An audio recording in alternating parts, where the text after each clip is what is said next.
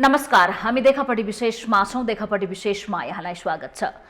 अहिले नेकपा एमाले भित्रको विवाद चर्किँदै गएको छ र कारबाहीका श्रृङ्खलाहरू पनि निरन्तर अगाडि बढिरहेका छन्। खास गरी कर्णालीमा सांसदहरूले मुख्यमन्त्री महेन्द्र बहादुर शाहीले विश्वासको मत लिनुपर्ने अवस्थामा नेकपा एमालेका 4 जना सांसदले फ्लोर क्रस गरेर सरकारलाई जोगाएकै बेलादेखि कर्णाली प्रदेशमा के गर्ने भन्ने विषयमा नेकपा एमाले भित्र छलफल भएको थियो र यो 10औं महाधिवेशन आयोजक कमिटीको बैठकले कर्णाली प्रदेशमा फ्लोर क्रस गर्ने 4 जना सांसदलाई सांसद पद तथा पार्टीको साधारण सदस्य समेत नरहने गरी कारबाही गर्ने निर्णय गरेको छ र अब 15 दिनभित्र यो निर्णय कार्यान्वयन भइसक्नेछ। यता केन्द्रमा पनि सत्ता समीकरणका लागि खास गरी माधव नेपाल समूहले नेकपा एमाले भित्र अन्य दलहरूसँगको सत्ता समीकरणका लागि फ्लोर क्रस गर्ने सम्भावना बढ्यो। अब कर्णालीका कारणले त्यो सम्भावना बढ्छ कि भन्नेमा पनि नेकपा एमाले भित्र छलफल भएको छ र त्यसो गरेको खण्डमा कारबाही हुनेछ भन्ने कुरा निर्णय नै गरेको छ। पार्टीको विधान संशोधन पनि गरिएको छ। हामी यिनै समसामयिक विषयमा केन्द्रित रहेर आज देखापट्टि विशेषमा कुराकानी गर्नेछौँ। हामीले हाम्रो स्टुडियोमा आएका छौं नेकपा एमालेका नेता तथा संसदीय दलका प्रमुख सचेतक विशाल भट्टराई। यहाँलाई स्वागत छ नेताज्यू। धन्यवाद। सांसदमाथि कारबाहीको श्रृङ्खला बढ्दैछ। 27 जनालाई कारबाही गरिसक्नु भयो हैन, प्रतिनिधि सभा सहित प्रदेशसम्म पुर्याएर। यो सांसदलाई यति धेरै संख्यामा कारबाही गर्ने यो पहिलो घटना हैन नेपालमा। नेकपा एमालेले यो रेकर्ड राखेको हो। 27 जनालाई हामीले कारबाही गरेको होइन, कारबाहीको प्रक्रिया मात्रै प्रारम्भ भएको हो। मूलत के हो भने संसदीय व्यवस्थाको एउटा मूल मर्म भनेको चाहिँ आफूलाई निर्वाचित गर्ने राजनीतिक दलप्रति उत्तरदायी हुनुपर्ने र त्यो दलको व्हिप निर्देशन भन्छ नेपालीमा, त्यो व्हिप पालना गर्नुपर्ने एउटा असाध्यै त्यो परम कर्तव्य भन्दा पनि हुन्छ त्यो सांसदहरूको, विधायकहरूको। संसदीय व्यवस्थाको महत्त्वपूर्ण मर्म हो यो। अब व्हिप जथाभावी जारी गरिँदैन र सधैँभरि त्यो जारी पनि गरिँदैन। कस्तो विषयमा जारी गर्ने भन्ने हाम्रो कुनै कुराहरू छ? मूलत 3-4 वटा कुरामा व्हिप जारी हुन्छन्। एउटा कुरा राष्ट्रिय महत्त्वको कुनै विधेयकहरू पास गर्नु छ र त्यो विधेयकमा चाहिँ मत विभाजन जस्तो अवस्था छ भने हामी त्यसबेला चाहिँ यो विधेयकको पक्षमा उभिनु भनेर भन्छौँ। दोस्रो, राष्ट्रिय महत्त्वका कतिपय नीतिगत कुराहरू जस्तो राष्ट्रपतिले नीति र कार्यक्रम पेश गर्नुहुन्छ, बजेट अर्थमन्त्रीले प्रस्तुत गर्नुहुन्छ, त्यो प्रकारका महत्त्वपूर्ण सरकारको तर्फ प्रस्तुत भएका दस्तावेजहरू त्यसको पक्षमा उभिनु भनेर हामी भन्छौँ। अर्को चाहिँ अब स्वाभाविक छ आफ्नो राजनीतिक दलको सरकार भएका बेला सरकारलाई जोगाउनका लागि वा अरू कसैको सरकारको पक्ष वा विपक्षमा मतदान गर्ने क्रममा यस्ता केही महत्त्वपूर्ण विषयमा व्हिप जारी हुन्छ। व्हिप उल्लङ्घन भनेको चाहिँ त्यो साँच्चै भन्नुहुन्छ भने वैयक्तिक हिसाबले पनि त्यो असाध्यै अमर्यादित काम हो। यो यहाँको विचारमा अमर्यादित काम गर्ने कर्णाली प्रदेशका 4 जना सांसद नेकपा एमालेका जसले फ्लोर क्रस गर्नुभयो, अब उहाँहरू साधारण सदस्य समेत रहनुहुन्न। त्यसो भए एमालेमा एउटा त्यहाँ रमाइलो के भएको थियो भने सरकारलाई दिएको समर्थन, हामी त त्यहाँ एउटै कम्युनिस्ट पार्टी हुँदा महेन्द्र बहादुर शाहीजीलाई मुख्यमन्त्री र हाम्रा पनि सरकारमा त सहभागी हुनुहुन्थ्यो एमालेबाट। हामीले के भन्यौँ भने केन्द्रमा फाल्गुन 23 गतेको सर्वोच्चको फैसला पश्चात हामी दुईटै पार्टी आफ्नो आफ्नो ठाउँ फर्किसकेपछि अब त्यहाँ चाहिँ एकल बहुमत थियो एमालेको, एक्लै सिङ्गल सरकार बन्न सक्ने पोजिसन थियो। त्यसो भइसकेपछि हामीले के भन्यौँ भने तपाईँहरू सरकारबाट फिर्ता हुनुहोस् र हामी नयाँ सरकार बनाएर जाउँ, मुख्यमन्त्री पनि हाम्रै तोकेर जाउँ, एकल बहुमत छ भनेर भनेपछि हाम्रो त्यहाँको पार्टीले व्हिप जारी गर्यो, उहाँहरूले सरकारबाट फिर्ता हुनुभयो। फिर्ता भइसकेपछि अब फेरि उहाँले विश्वासको मत लिन खोज्नुभयो मुख्यमन्त्रीले। त्यो त संविधान अनुसार स्वाभाविकै पनि हो। आफूसँग सहकार्य गरेको राजनीतिक पार्टीले समर्थन फिर्ता लिइसकेपछि 1 महिनाभित्र विश्वासको मत लिनुपर्छ वा राजीनामा दिनुपर्छ, त्योभन्दा अरू विकल्प हुन्न। अनि उहाँले चाहिँ विश्वासको मत लिन्छु भनेर भन्नुभयो भनेपछि फेरि हाम्रो पार्टीले के व्हिप जारी गर्यो भने तपाईँले विश्वासको मतको विपक्षमा मतदान गर्नुहोस् र हाम्रो पार्टीको एकल बहुमतको सरकार बनाऊँ भनेर भनिसकेपछि उहाँहरूले लास्टमा हिसाब गरेरै जोडेरै 4 जना कमी थियो। सुरुमा 5 जनाले भोट हाल्नुभयो महेन्द्रजीको पक्षमा अथवा व्हिप उल्लङ्घन गरेर मतदान गर्नुभयो अनि पछि जोड्दाखेरि चाहिँ 4ले नै पुग्छ भन्ने भएपछि अर्को एकजनाले चाहिँ त्यो फिर्ता लिनुभयो। फिर्ता लिने 3 मिनट समय दिन्छ सभामुखले, त्यो फिर्ता लिने समयमा फिर्ता लिएर 3 मिनटपछि चाहिँ आफ्नो नाम फिर्ता लिनुभयो। मनसाय चाहिँ के हो त भने जसरी पनि त्यो सरकारलाई जोगाइदिने वा एमालेको सरकार बन्न नदिने। अब यो 4 जना सांसदको व्यक्तिगत विषय हो कि नेकपा एमाले भित्रको झगडाको परिणाम हो? त्यस्तो पनि होइन, यो त के भने प्रणालीमाथि नै प्रहार हो। किनभने हामीले अवलम्बन गरेको संसदीय प्रणाली भनेको चाहिँ यो वेस्टमिनिस्टर सिस्टम हो। यो सिस्टम भनेको विश्वमा एउटा स्थापित प्रणाली पनि हो। हामीले चाहेको, प्रत्येकले चाहेको सिस्टम आफ्नो आफ्नो थियो होला। हामी शासकीय प्रणालीमा आफ्ना आफ्ना मतहरू राख्छौँ, काङ्ग्रेसको भिन्दै होला, माओवादीको भिन्दै होला, एमालेको भिन्दै होला, तर 72 को संविधान चाहिँ वास्तवमा कम्प्रोमाइजको दस्तावेज थियो। त्यस कारणले गर्दा हामी सबैका एजेन्डाहरू त्यहाँ पास हुन सकेनन्। सबैका नभएको कारणले नै त्यो संविधान सबैको हुन गयो।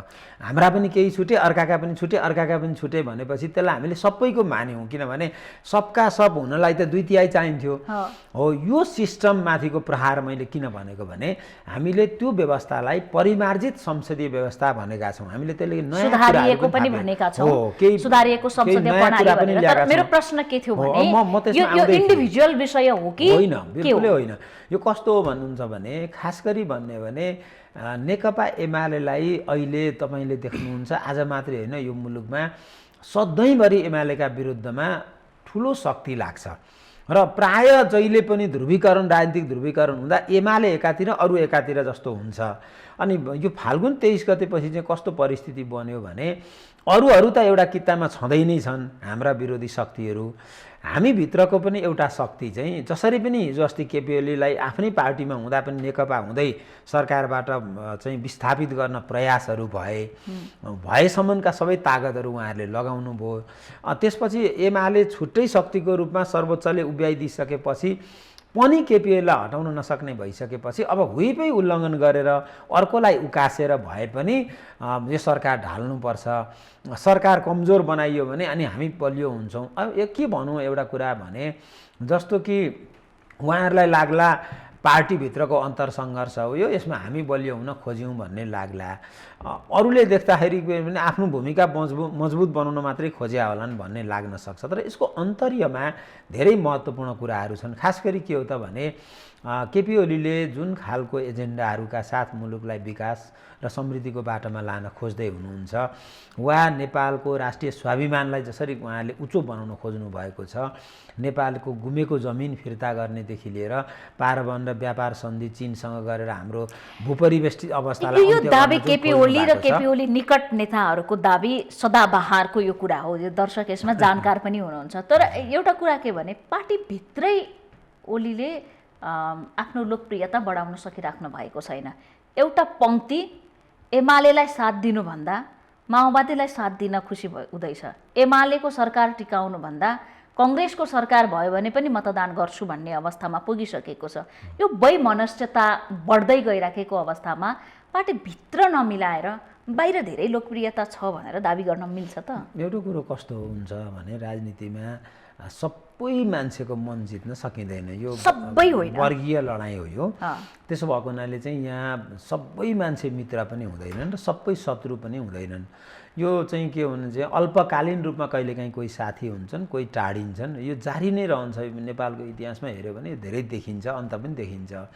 केपी ओलीको तुलनामा अरूले मुलुक बनाउँछन् भनेर कसले पत्याइदिन्छ त?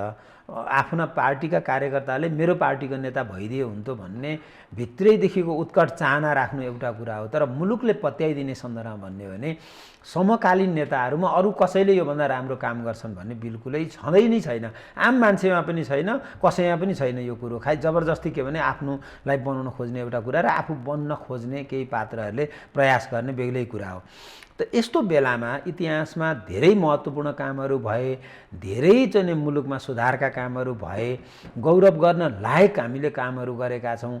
त्यो बिचमा नेकपा बन्दैखेरि उहाँहरूले अर्को किताबन्दी गर्दा पनि त लाखौँको सङ्ख्यामा मान्छेहरू उत्रिएर केपी ओलीको पक्षमा त्यस्तो बेलामा पनि उभिनु भयो भनेपछि यसलाई चाहिँ सालाखाला सबै उस्तै हिसाबले प्रस्तुत त्यसो हो भने माधव नेपाल मैले अलिकति तपाईँको जवाफमा म के आउँदै थिएँ भने सबैको लोकप्रियता हासिल गर्न सक्नु भएन भन्ने जुन कुरा गर्नु पनि 9 राष्ट्रिय महाधिवेशनमा आफैबाट आफू पराजित भएको केपी ओलीलाई अब अर्को महाधिवेशन नकुरिकन अहिले नै छोडिदिइहाल म त्यसमा बस्छु भन्ने कुरा लोकतान्त्रिक हो कि होइन माधव कमललाई हामीले क्वेसन गरेका छौँ, सार्वजनिक रूपमा पनि गरेका छौँ।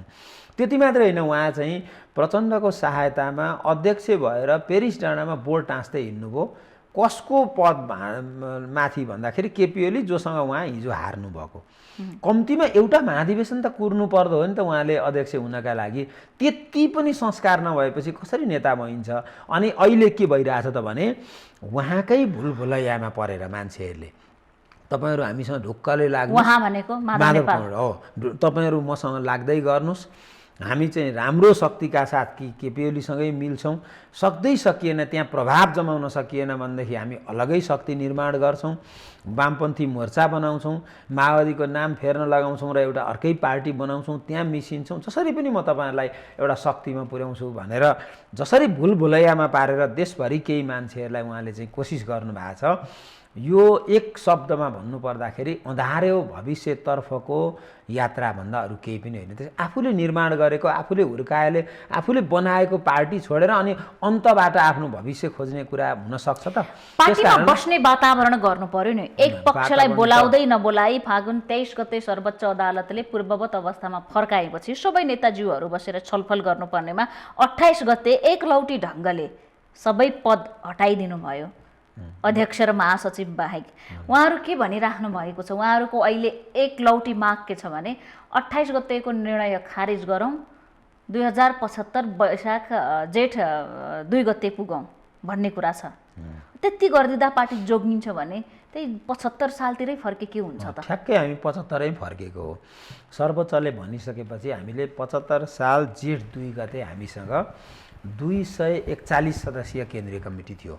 हाम्रो 241 र त्यो बेलाको माओवादीको 200 गरी जम्मा 441 सदस्यीय हामीले केन्द्रीय कमिटी बनायौँ। त्यही 241 को बैठक राख्यौँ हामीले। बैठक राख्दाखेरि उहाँहरू बैठकमा 28 गते 241 लाई नै बोलाएन भन्ने कुरा छ नि। बोलाउने मान्छे चैत 7 गते बोलाउनु भयो। एउटा म पनि हुँ। म तपाईँलाई जानकारी गराउन चाहन्छु, सार्वजनिक सञ्चार माध्यमबाट, देखापडी माध्यमबाट संसदीय दलको बैठकमा प्रत्येक पल्टका बैठकमा खबर गर्ने मान्छे मै हुँ। खबर यतिसम्म गरियो कि म्यासेज पठाएर मात्रै होइन, विगतमा हामीलाई म्यासेज मात्रै 28 गते केन्द्रीय कमिटीका सबै सदस्यलाई म्यासेज गयो, हामी सबैलाई खबर गर्यौँ हामीले। तर उहाँहरू के भने न दलको बैठकमा आउनुहुन्छ न केन्द्रीय कमिटीको। प्रधानमन्त्री त अब कमिटीका बैठकमा नआउनेलाई किन कमिटीमा राख्ने भन्ने कुरा गरिराख्नु भएको छ। पार्टी काम नगर्ने, समानान्तर गतिविधि गर्ने, अर्कालाई आफ्नो पार्टीको अध्यक्ष प्रधानमन्त्री हुँदाहुँदै अर्कालाई गएर प्रधानमन्त्री बन्देऊ भन्ने हिँड्ने, अनि आफ्नो पार्टीको बहुमत हुँदाहुँदै अर्कोतिर भोट हालेर अर्कोलाई सरकार बनाइदिने, अनि त्यो गर्ने हो भने यो पार्टीमा बस्न स्वाभाविक छ त। मनै मिलेको छैन, दुईजनाको बिचमा पुरानो जमानादेखिको युगो बढ्दै गइराखेको छ। त्यसमा पानी खन्याउने काम होइन कि यहाँहरूले घिउ थप्ने काम गरिराख्नु भएको छ। त्यो आगो त दनदनी बलिराखेको छ एमाले भित्र।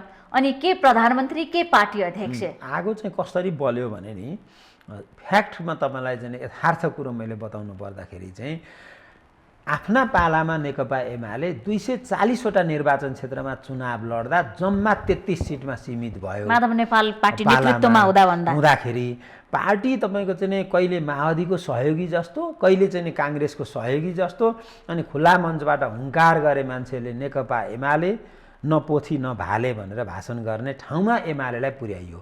कहिले चाहिँ तपाईँको चाहिँ उतापट्टिको एकदम सानो चाहिँ सहयोगी संस्था जस्तो, अर्को कहिले अर्काको सहयोगी संस्था जस्तो एमालेको चाहिँ एउटा बेग्लै साख इज्जत प्रतिष्ठा जोगिएन। नजोगिसकेपछि जब केपी ओली उदाउनुभयो पार्टीमा, उदाइसकेपछि एमाले जिउँदो जाग्दो पार्टीको रूपमा आयो। देशभरि चुनाव जित्यो, स्थानीयमा जित्यो, संसदमा जित्यो, प्रत्येक एजेन्डामा एमाले माथि पर्यो। एमालेको अगुवाईमा संविधान बन्यो। एमालेका साधारण सदस्यदेखि पार्टी अध्यक्षसम्म सबै तह तबकाका नेता कार्यकर्ताको भूमिका होला नि त, र जनताको पनि होला। आगो लागेको कुरा अलिकति म भन्दै थिएँ। अनि त्यसपछि चाहिँ के भयो भने पार्टी चाहिँ एकदम उचाइमा गइसकेपछि रसातलमा भसाउन नायकत्वको भूमिका खेल्नेहरूलाई अनि आगो लागेको हो। आगो अरू कारणले लागेको होइन, मनभित्र यस्तो आगो लाग्यो, चिसो पानी खन्याउँदा पनि नसेलाउने गरी आगो लाग्यो उहाँहरूलाई। वास्तवमा केपी ओली आइ जता पनि केपी ओली नाकाबन्दीको सामना गरेको छ, अरू सबै गरेछ, विकास निर्माणका काम गरेछ।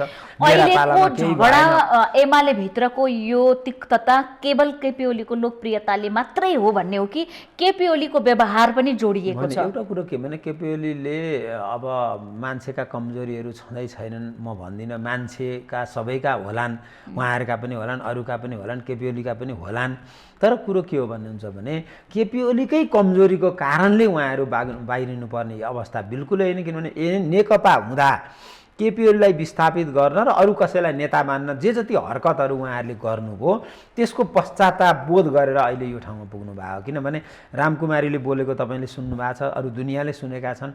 राष्ट्रपति जस्तो सम्मानित संस्था, जबकि हाम्रो संसदीय व्यवस्थाको यो मूल मर्म भनेको राष्ट्रपतिले गल्ती गर्दैनन् भन्ने हो। किनभने राष्ट्रपतिलाई केही अधिकार पनि दिएको छैन हामीले, अधिकार नभएकोले गल्ती पनि गर्दैन भन्ने हो नि त। कसले गर्दैन उसले किन गर्दैन? सरकारबाट गएको सिफारिस त स्वतः राष्ट्रपतिले गर्नुपर्छ नि त। त्यहाँ केपी ओली हुनुहोस् कि शेरबहादुर हुनुहोस् कि प्रचण्डका लागि होल्ड गर्न सक्नुहुन्थ्यो भन्ने कुरा हो। जति नै होल्ड गरे पनि सरकारले गरेको सिफारिस राष्ट्रपतिले क्यान्सल गर्न मिल्छ कि मिल्दैन? उहाँहरूले त्यो सक्रिय राष्ट्रपति खोज्नु भएको हो कि अथवा चाहिँ नि हिजोको जस्तो चाहिँ राजाका पालामा जस्तो खोज्नु भएको हो कि यदि सेरेमोनियल राष्ट्रपति खोजेको हो, आलङ्कारिक राष्ट्रपति खोजेको हो, संवैधानिक राष्ट्रपति खोजेको हो भने त राष्ट्रपतिले नै गर्ने भनेर किटानी गरिएका अधिकारहरू बाहेक अरू सबै कुरा सरकारले गरेको सिफारिस मान्नुपर्छ राष्ट्रपति। अलिकति समय दिएको भए हुन्थ्यो भन्ने उहाँको कुरा आफ्नै कुरा छ। दिँदा चाहिँ के उहाँहरूले लगेर चाहिँ त्यसलाई बदलेर अर्को गर्न सक्नुहुन्थ्यो त? त्यो त परिस्थिति हेर्नु होला नि त राष्ट्रपतिले पनि। किनभने सरकारले सिफारिस गरेको छ, पकाइदा प्रधानमन्त्रीले सिफारिस गर्नुभएको छ। अब एकछिन होल्ड गर्दा अर्को हुन्छ र प्रतिपक्षमा बस्ने वातावरण बन्दैछ जस्तो छ।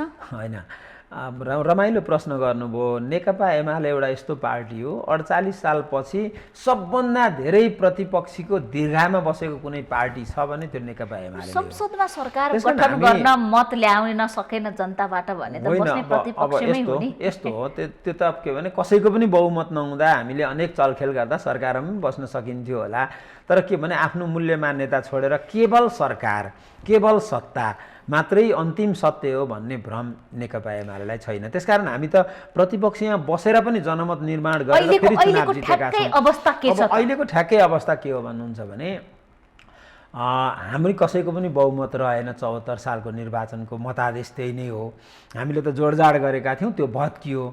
यसै पनि भत्किएको थियो। फाल्गुन 23 को फैसलाले त केवल वैधता दिने मात्रै काम गरेको, यसै भत्केकै थियो त्यो त पार्टी त उहाँहरूले टेको हट्या छैन। अब कुरो के हो भने अब एमाले 121 सिटमा सीमित छ होइन। हुन त हामीभन्दा पछाडि धेरै पछाडि हुनुहुन्छ अरूहरू त, तर हामीलाई झन्नै 15-17 सिट चाहिँ बहुमतका लागि पुगेन। अनि 34-35 सिटको जसपासँग त यहाँहरूको राम्रो मेलमिलाप छ अहिले। 15-16 मत भएको ठाउँमा, आवश्यक भएको ठाउँमा 35 मतवाला पार्टीसँग। हिजो मात्रै पनि प्रधानमन्त्रीले एउटा मिडियामा अन्तर्वार्ता दिँदै हुनुहुन्थ्यो, मेरो मेलमिलाप सबैसँग छ। मैले चाहिँ यति पटक शेरबहादुर देउवालाई फोन गरेँ, यति पटक प्रचण्डलाई फोन गरेँ, यति पटक माधव नेपाललाई फोन गरेँ। तपाईँ पार्टी कार्यालय आउनुहोस्, म त्यो बालोटार छिर्दिनँ भन्नुभयो, त्यहाँ गएँ। तपाईँ होटलमा आउनुहोस् भन्नुभयो, म त्यहाँ गएँ। मैले धेरै प्रयासहरू गरेँ, तर पनि उहाँहरू चाहिँ टाढा टाढा पुग्दै हुनुहुन्छ भन्दै हुनुहुन्थ्यो। त मेलमिलापको सन्दर्भ के हो भने सबैसँग छ हाम्रो। अब जनता समाजवादी पार्टीभित्र पनि देखिँदैछ नि त, बाबुराम भट्टराई र उपेन्द्र यादवहरू चाहिँ कुनै पनि हालतमा केपी ओलीलाई विस्थापित गर्नुपर्छ भनेर सार्वजनिक रूपमै बोल्दै हुनुहुन्छ। केपी ओलीसँग कुनै हालतमा लगनगाँठो कस्न सक्दैनौँ भन्नुहुन्छ। अब त्यसकारणले त्यहाँको पनि त्यति भर छैन। त्यसकारण हाम्रो लागि दुईटै अप्सन छ। महन्त ठाकुरको भर नै केपी ओलीको होइन, हामीलाई आधार हो अहिलेलाई। के हो भने तपाईँको खास त हामी अब 2 वर्ष सरकार कन्टिन्यू गर्न चाहन्छौँ, त्यो केपी ओलीकै नेतृत्वको सरकार। यदि हामीले अनुचित सम्झौता हामी कसैसँग गर्दैनौँ भनेर प्रधानमन्त्रीले भन्नुभएको छ। यदि जायज मागहरू छन् भने ती पुरा गरेर हामी सरकार निरन्तरता चाहन्छौँ। हुँदै भएन भनेको रेशम चौधरी रिहाको विषय जायज भित्र पर्छ कि अनुचित कि भित्र पर्छ? अदालतको विचाराधीन विषय हो। अदालतले जे फैसला गर्छ त्यही हुन्छ रेशम चौधरीको हकमा। त्यो न हामीले चाहेर हुन्छ न कसैले चाहेर हुन्छ, त्यो त असम्भव कुरा हो। यहाँहरूले रिहा गर्नका लागि पहल गर्नु कसैले पनि सक्दैन, त्यो अदालतको विषय हो। अदालतले गर्यो भने हामी त छोडिदिने कुरा भयो। भित्री रूपमा मुद्दाहरू सम्बोधन हुने क्रम सुरु भइसक्यो। त्यस कारणले अब जसपा केवल माधव नेपालले जम्प गर्नुभयो, फ्लोर क्रस गर्नुभयो भने फेरि पनि ओलीको सरकार त नरहने भयो भन्ने डरले मात्रै महन्त ठाकुर यहाँहरूसँग आउन मानिराख्नु भएको छैन भन्ने कुरा छ। त्यतिमै अड्के हो। एउटा कुरा चाहिँ म के प्रश्न गर्न चाहन्छु भने हामी त्यो फ्लोर क्रस गर्ने मौकै दिँदैनौँ।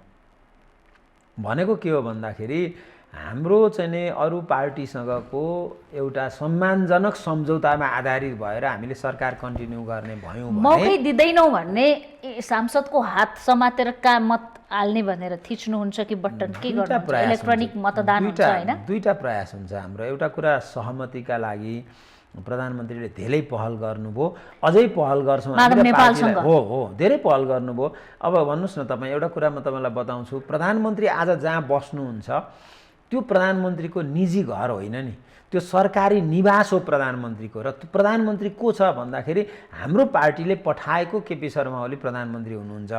अनि त्यो सरकारी निवासमा म जान्न भन्नुहुन्छ उहाँ, जबकि उहाँ त्यहाँ प्रधानमन्त्री भएर 22 महिना बस्दाखेरि अधिकांश मिटिङहरू त्यहीँ हुन्थे, अधिकांशलाई त्यहीँ बोलाउनुहुन्थ्यो, तर उहाँ जान्न भन्नुहुन्छ। तैपनि पार्टी एकता हुन्छ, एकडिका हुन्छ भने ल न त ठिक छ भनेर पहिलोपल्ट केपी ओली डुम्बाराई जानुभयो, त्यसपछि दुईचोटि अरू होटलमा वार्ता भए। अहिले पनि उहाँ लचिलोका साथ उहाँहरूले गरेको कुरा सम्झिने हो भने त केपी ओली कति लचिलो हुनुहुन्छ। अहिलेसम्म कसैलाई कारबाही गरेको छैन, खालि फ्लोर क्रस गर्ने बाहेक। फ्लोर क्रसमा त दुनियाँमा जहाँ पनि हुन्छ। सबैलाई स्पष्टीकरण पत्र काटिराख्नु भएको छ। 27 जना सांसदको लिस्ट आउट गरेर कारबाहीको प्रक्रियामा अगाडि बढाउनु भएको छ। कर्णालीमा 4 जना सांसदलाई साधारण सदस्यता समेत नदिने गरी हटाउने निर्णय भइसक्यो। त्यो त गर्नै पर्छ। अहिले पनि माधव नेपाल कारबाहीमा हुनुहुन्छ, भीमरावल कारबाहीमा हुनुहुन्छ, सुरेन्द्र पाण्डे कारबाहीमै हुनुहुन्छ। होइन, सक्ने जति त गर्नु भएको छ। स्पष्टीकरण सोधेको हो, कारबाहीमा होइन। अर्को कुरो के हो भन्दाखेरि फ्लोर क्रस गर्दा पनि कारबाही गर्नु हुँदैन भन्छ भने चाहिँ उसले चाहिँ त्यो संसदीय व्यवस्थाको मर्म, भावना र त्यो प्रणाली बुझेको छैन भन्ने बुझिन्छ। फ्लोर क्रस भनेको चाहिँ गम्भीर अपराध हो राजनीतिमा। अनि उहाँहरूले के भन्नुहुन्छ भने पार्टीको विधान नै एकलौटी ढङ्गले संशोधन गरेर थप्ने राख्ने, माओवादीबाट आएकाहरूद्वारा हामीलाई निर्देशित गराउने, उहाँहरूलाई पदमा राख्ने, हामीहरूलाई कारबाही गरेर टाढा पठाउने, अनि यो नियत ठिक भएन भन्नुहुन्छ नि। कहीँ नियतै ठिक नभयो। पार्टीलाई सघाउँछौँ हामी, नेकपा एमाले हुन्छौँ, एमालेलाई सघाउँछौँ, एमालेलाई बलियो बनाउँछौँ, सरकार टिकाउँछौँ भनेर सांसद समेत परित्याग गरेर गर्छौँ तर एमालेमा बस्छौँ, केपीएललाई मन पराउँछौँ भन्नेका मान्छेहरूलाई चाहिँ हामीले चाहिँ माया गर्ने हो कि कुनै पनि हालतमा केपीएललाई हटाउनै पर्छ, प्रचण्डसँग मिलेर भए पनि, जोसँग मिलेर भए पनि, जे गरेर भए पनि, देउवालाई प्रधानमन्त्री बनाएर भए पनि यो चाहिँ हटाउनै पर्छ भनेकाहरूलाई नजिक पार्न सकिन्छ त? अब त्यही हो मनोवृत्ति त। त्यो त छ्याङ्गै बाहिर देखिएको छ। त कसैले ढाकछोप गर्ने पनि स्थिति छैन। अनि जिल्लामा कमिटी बनाउँदै हुने पार्टी भनेको त साझा विचार, दृष्टिकोण, साझा मनोविज्ञानमा आधारित। प्रधानमन्त्रीले फागुन 28 गते जसरी पदहरू खारेजै गर्नुभयो नि उहाँको अध्यक्षतामा बसेको बैठकले, त्यसपछि माधव नेपाललाई पनि समानान्तर कमिटी गठन गर्न बाटो खोल्यो नि।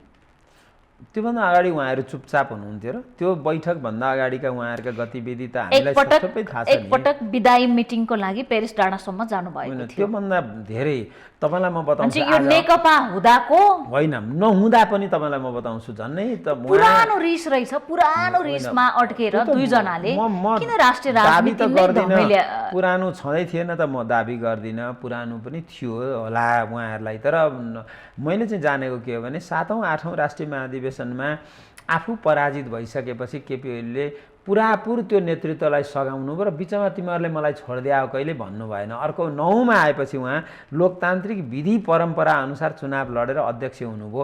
त्यो संस्कार अरूले देखाउनु पर्छ कि पर्दैन? अब कुर्ने आँट गर्नुपर्छ कि पर्दैन? अहिले बारम्बार दर्जनपल्टभन्दा बढी प्रचण्डसँग चाहिँ उहाँको सिङ्गल वार्ता भइरहेको छ।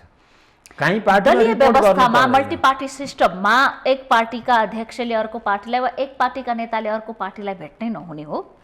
होइन भेट्न मिल्छ, तर त्यो के कारणले भेट हुँदैछ, के भनिँदैछ, के सल्लाह हुँदैछ पनि भन्नुपर्छ एउटा कुरा। दोस्रो कुरो चाहिँ हल बाँधेर अर्को कुनै पार्टीको नेतालाई तिमी प्रधानमन्त्री खाइदेऊ न जसरी पनि यो चाहिँ ढाल्नु पर्यो भन्दै चाहिँ हिँड्दैन मान्छेले। अरूसँग भेट्नै नेपालले नै त्यो प्रस्ताव गर्नुभएको छ र बकाइदासँग गएर देउबा कहाँ पनि प्रस्ताव गर्नुभएको छ। डबलीमै देख्नुभयो होला नि त तपाईँ, डबलीमा महन्त ठाकुरलाई तपाईँ प्रधानमन्त्री भइदिनुहोस्, जहाँ जसलाई भेटेर भए पनि प्रधानमन्त्री भइदिनु पर्ने, यो चाहिँ ढाल्नै पर्ने भन्ने त्यो देखिएको छ। अनि पनि तपाईँहरू भन्नुहुन्छ माया गरिराख्नु पर्यो। अनि माया अब गर्नुहुन्न माधव नेपाललाई यहाँ? अब माया कसरी गर्न सकिन्छ त? माया गर्ने त दोहोरै कुरो हुँदो हो नि त। माया भनेको त एकहोरो हुन्न होला, एकहोरो माया त परिणाम पनि आउँदैन होला। त्यस कारणले गर्दा माधव नेपाललाई माया त कति गर्यो पार्टीले, कति गरियो त्यो साँधी नै छैन। उहाँ 14 वर्ष पार्टी प्रमुख हुनुभएको हो, हामी सबैले सहयोग गरेको हो नि उहाँलाई।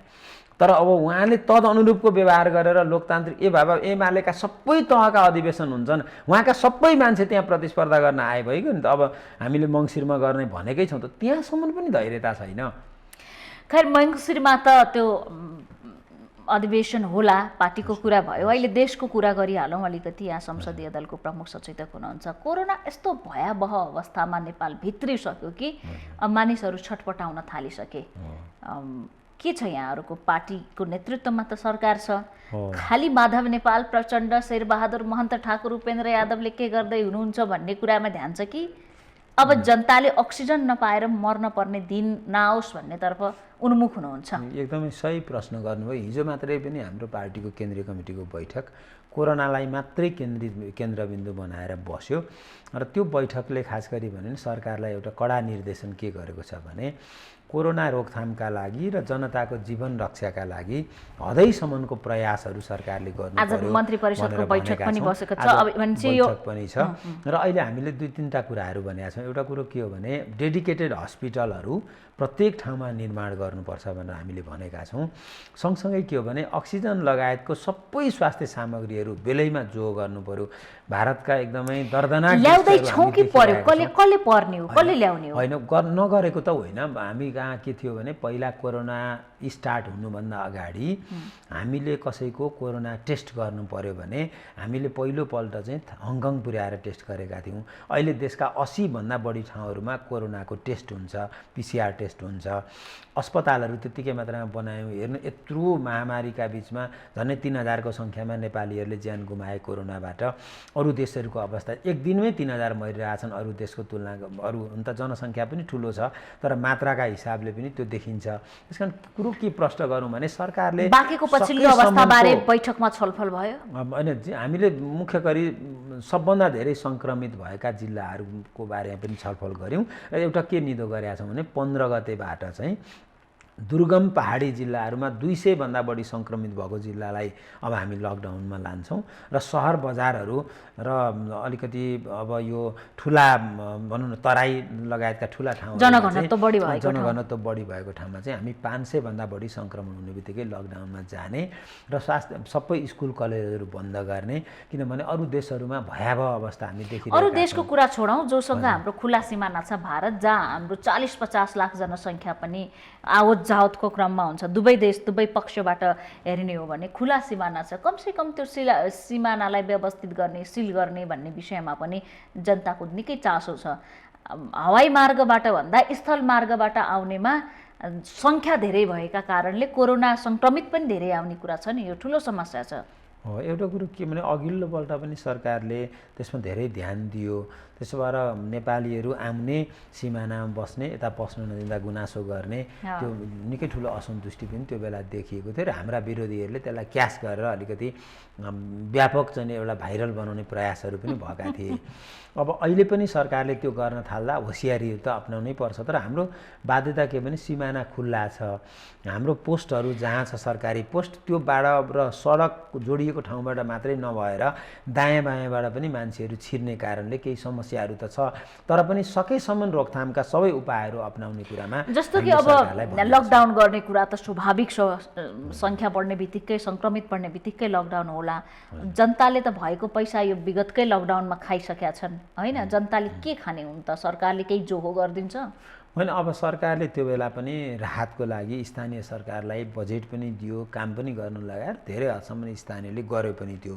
आगामी दिनमा पनि त्यो काम स्थानीयले गर्नै पर्छ। परिस्थिति जस्तो जटिल हुँदै जान्छ तदनुरूपको हामीले कार्ययोजना निर्माण गर्नुपर्छ र हाम्रो एउटै उद्देश्य के हो भने अब त्यो बेला स्वतन्त्रता वा बोल्ने अधिकार भन्दा हिन्डुलको अधिकार भन्दा पनि ज्यादा मानिसको जीवन रक्षा सबभन्दा प्रधान विषय हुन्छ। त्यसकारण जे गर्दा जनताको जीवन रक्षा गर्न कोरोनाबाट सकिन्छ। बचेर जीवन रक्षा गर्न जति जरुरी छ थोरै जनसङ्ख्यालाई त खानाबाट वञ्चित भएर पनि ज्यान गुमाउनु पर्ने अवस्था आउँछ यदि लकडाउन भयो सरकारले हेरेन भने। दुईटै समस्या आउँछ। दुईटै देखियो। नेपालीहरूमा एउटा मानवता के देखिएको थियो अघिल्लोचोटि पनि भने ठुलो मात्रामा खाद्यान्नहरू सडकमै पनि वितरण गर्ने काम, गाउँ गाउँमा राहत वितरण गर्ने काम, सक्नेले चाहिँ नसक्नेहरूलाई दिने काम त्यो बेला पनि व्यापक मात्रामा भएको थियो। पिपुल टु पिपुलको कुरा हो। अब सरकारले के गर्छ भन्ने सरकारले नै त्यसमा उत्प्रेरित गर्नुपर्छ र स्थानीय तहहरूलाई परिचालन गर्नुपर्छ र जनप्रतिनिधिहरू पनि पार्टी कमिटीमा छलफल भएको छ। एकदमै हिजो हाम्रो सरकारलाई दबाब दिनु भएको छ। हो, हिजो मात्रै हाम्रो मुख्य विषयवस्तु नै त्यही थियो र त्यहाँ केन्द्रीय सदस्यहरूले नेताहरूले बोल्ने क्रममा चाहिँ सरकारले पूर्ण रूपमा तयारी गरोस् र यसबाट जनताको जीवन रक्षा गर्ने काम चाहिँ गरोस्। यहाँहरूले एउटा नियम के बनाउनु भएको छ यो सरकारले भने सार्वजनिक स्थानमा 25 जना भन्दा बढी भेला हुन पाइँदैन भनेर। सरकारमा रहेका सहित सत्तारूढ पार्टीका नेता सहित प्रतिपक्षी दल हुँदै सबै नेताहरू ठुल्ठुलो सभा खोजेर भाषण गर्न जाँदै हुनुहुन्छ। अनि विधि विधानका लागि यत्रो लडाइँ भइरहेछ यो देशमा, नेताहरू नै लडिराख्नु भएको छ। त्यो चाहिँ विधि होइन। होइन, त्यो विधि सानो होला विधि त हो नि, सरकारले पालना गर्नुपर्छ। एउटा कुरो के भने यहाँबाट पालना भएको छ सबै कुरा। हामीले अब तपाईँको के ध्यान दिनुपर्छ भने स्वास्थ्य सुरक्षा र व्यक्तिगत सुरक्षा नै हो। यस्तो कुरामा बढी ध्यान दिनुपर्ने कुरा चाहिँ हामीले स्वास्थ्यका प्रोटोकलहरू र मापदण्डहरूलाई अनिवार्य रूपमा पालना गर्नुपर्छ। भाषण गर्न मेरो प्रश्न थियो 25 जना भन्दा बढी जम्मा गरेर उद्घाटन गर्न जाने मन्त्रीज्यूहरू गइराख्नु भएकै छ। भाषण गर्न जाने, बैठक बोलाउने, गुटका बैठक पनि 50 जनाका पुग्ने होइन, अनि 25 जना भन्दा बढी भेला नहुनु भने भन्द्या हो।